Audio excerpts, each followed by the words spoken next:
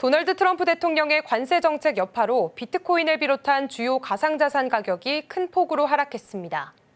7일 코인마켓캡에 따르면 비트코인은 새벽 8만 달러 선을 내준 데 이어 오후 4시 기준 7만 4,599달러까지 떨어지며 7만 5천 달러 선도 무너졌습니다. 이는 트럼프 대통령 당선 직후 시작된 상승세 이후 약 5개월 만의 최저치인데요. 이더리움은 하루 만에 20% 가까이 폭락해 1,500달러 선까지 하락했으며 XRP와 도지코인, 솔라나, 라이트코인 등 주요 알트코인들 역시 두 자릿수 낙폭을 기록했습니다. 시장 불안을 키운 건 하워드 러트닉 미국 상무장관의 발언이었는데요. 그는 관세 부과를 연기하지 않겠다고 밝히며 트럼프는 농담하지 않는다고 말했습니다. 이에 따라 시장은 트럼프발 상호 관세가 현실화될 가능성에 긴장하고 있습니다. 가상자산 시장의 공포 탐욕 지수도 크게 하락해 현재는 극단적 공포 상태를 나타내고 있는데요. 일각에선 비트코인 강세장은 이미 종료됐다는 분석이 나오고 있으며 크립토컨트는 이번 하락이 2023년 1월 이후 최악의 약세라고 평가했습니다. 다만 온체인 분석가들은 아직 상승장이 완전히 끝났다고 보기엔 이르다는 입장도 내놓고 있습니다. 비트코인의 하락폭이 과거에 비해 상대적으로 작고 시장의 구조적 전환 신호가 뚜렷하지 않다는 점이 그 이유입니다. 비트코인이 급락한 가운데 대표적인 비트코인 지지자인 마이클 세일러가 다시 한번 낙관적 메시지를 전했습니다.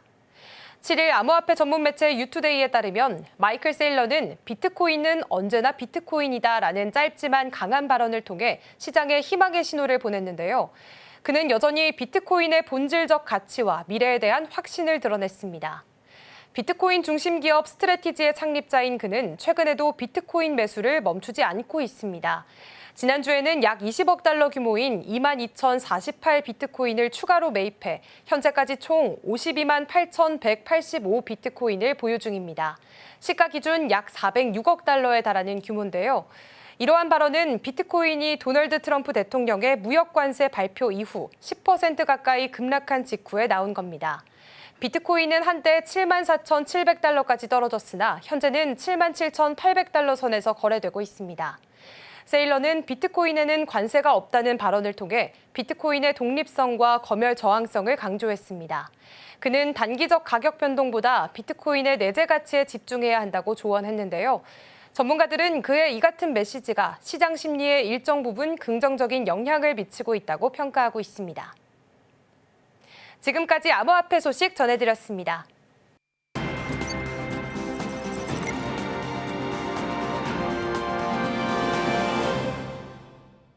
이제 요거를 이제 배울 건데 너무 겁먹지 마시고 제가 설명해 드릴게요. 요거는 중학교 때 배우신 건데 정규 분포라는 거예요. 뭐냐면 요 가운데 있는 게 얘가 이제 평균이고요. 그다음에 평균 플러스 2 표준 편차, 평균 마이너스 2 표준 편차면 요 안에 사람 요 있을 확률이 95%다. 이런 거예요. 뭐 평균 키가 한 160이고 그다음에 뭐 표준 편차 5라고 하면은 150이랑 170 사이에 뭐 중학생이 들어가 있을 의미로 뽑았을 때 중학생이 요 안에 들어가 있을 확률이 95%다. 이런 뜻이에요. 네. 자, 그러면 요거를 그대로 옮겨놓은 게 바로 볼린저 밴드인데 뭘 어떻게 생각하시면 되냐면 여기 있는 요거 있죠. 얘를 옆으로 이렇게 세워요.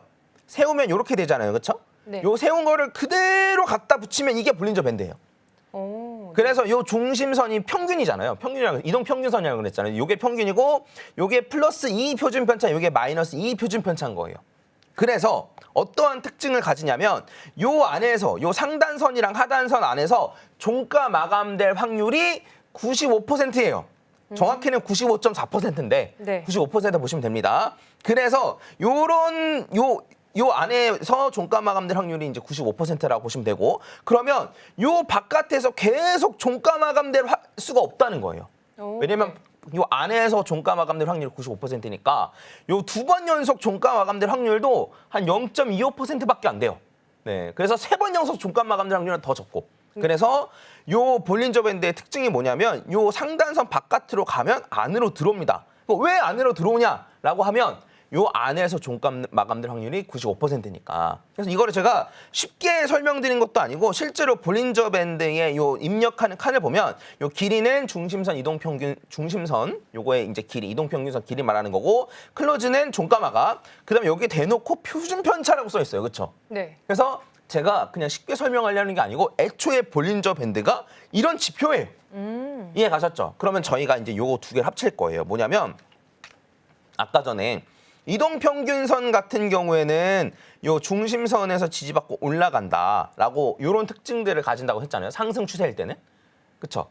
네. 그리고 요 상단선에서 이제 요 상단선 안쪽으로 들어온다. 밖으로 나가면 상단선 안쪽으로 들어온다. 이제 이런 식으로 이제 말씀드렸는데, 그래서 요 두 가지의 특징을 합친 게 요 상승 추세일 때는 중심선이랑 상단선 왔다 갔다 하면서 움직인다. 이게 바로 이제 볼린저 밴드로 봤을 때 상승 추세라는 거예요. 이해 가셨죠? 네네. 네. 그러면 반대로 하락 추세 같은 경우에는 요 중심선이랑 하단선이랑 왔다 갔다 하면서 움직이는 거예요. 이해 가셨죠? 네. 그래서 이제 이러한 추세적인 특징을 가진다라고 보시면 됩니다. 그리고 횡보할 때는 요 중심선을 기점으로 왔다 갔다 하면서 움직인다. 요게 이제 횡보 추세인 거예요. 그래서 이제 요거를 가지고 여러분들이 다양하게 좀 활용을 하실 수가 있는데, 제가 추천드리는 건 뭐냐면 여기 이런 식으로 이제 말씀하시는 분들이 있어요. 뭐냐면 볼린저 밴드 하단선에서 사가지고 상단선에서 팔면 되지? 라고 말씀하시는 분들이 있는데, 네. 요거는 횡보 추세에만 적용되는 거예요. 아, 횡보 추세에만. 네, 맞아요. 네. 네, 횡보 추세에만 적용돼서 횡보 추세에서는 수익을 가질 수 있을지언정, 만약에 상승 추세 같은 경우에 여기서 이제 횡보할 때 하단선에서 사서 뭐 상단선에서 팔고 라고, 그다음에 여기서 팔고 나서 하단선에 다시 터치 안 하잖아요. 네. 그러면 하단선에서 사지 못하고 요 상승을 그대로 놓치는 거예요. 아, 상승 추세를 좀 먹지 못하는 거군요. 네, 맞아요. 네. 그래서 뭐 물론 나는 횡보에서만 매매를 하겠어라고 하면 상관이 없는데, 저는 개미들이 이길 수 있는 방법은 결국에는 큰 추세를 먹어야 된다고 생각하거든요. 아, 네. 그래서 그런 측면에서는 사실 하단선에서 사서 상단선에서 파는 이런 것보다는 요거를 추세로 활용하시는 게 어떨까. 예를 들면 요런 상승 추세일 때만 포지션을 들어간다거나, 안 그러면 뭐 선물하시는 분은 상승 추세일 때만 배율을 높인다거나, 이런 식으로 좀 활용하실 수가 있고, 그 다음에 저 같은 경우에는 이제 코인 같은 경우에도 52주, 비트코인 같은 경우에도 52주는 1년이거든요. 네. 1년을 요걸 활용해가지고 이제 추세를 파악하는데, 그거 위로 올라오면 상승 추세, 그거보다 아래 떨어지면 하락 추세, 이런 식으로 이제 파악을 합니다. 해서 이런 식으로 상승 추세와 하락 추세를 파악하는 식으로 좀 진행을 하시는 게 어떨까라고 좀 생각을 하고 있어요. 그래서 요 혹시 이해는 다 되셨을까요? 네, 이해했습니다. 아, 네. 그래서 그러면 지금 비트코인은 어떤지에 대해서 제가 다시 한번 좀 같이 보면 좋을 것 같아요. 자, 제가 처음 설명드렸던 거 있죠? 그래서 지금은 요 구간에서는 중심선을 기점으로 왔다 갔다 했으니까 횡보 추세다. 네. 그렇죠? 그 다음에 요 아래 요 중심선이랑 하단선이랑 왔다 갔다 거리는 건 하락 추세다.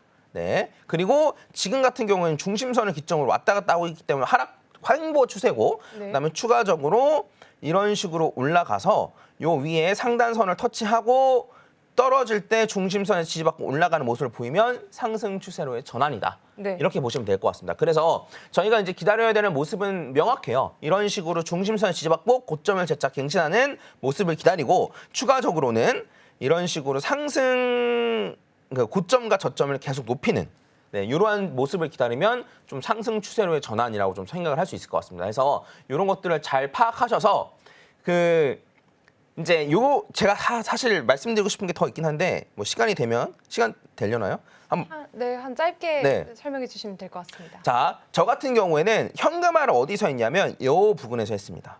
오, 네. 네, 하락이 확정되고 나서 어쨌든 중심선을 뚫지 못하고 떨어졌으니까 여기서부터 하락 추세잖아요. 하락 추세가 확정되고 나서는 결국에는 중심선이랑 하단선이랑 왔다 갔다 거리면서 떨어져요. 네. 그러니까 어쨌든 중심선까지 반등할 가능성이 높다라고 생각하고 전 이 부분에서 일정 부분 현금화를 했어요. 오. 네, 이런 식으로 좀 활용하실 수가 있을 것 같아요. 반대로 올라가는 부분에서도 여기서 어쨌든 상승 추세가 되니까 중심선 근처에서 이제 여기서 매수를 하게 되면 상승 추세를 어쨌든 상승하기 직전에 매수를 할 수 있는 효과를 좀 낼 수 있게 됩니다. 네.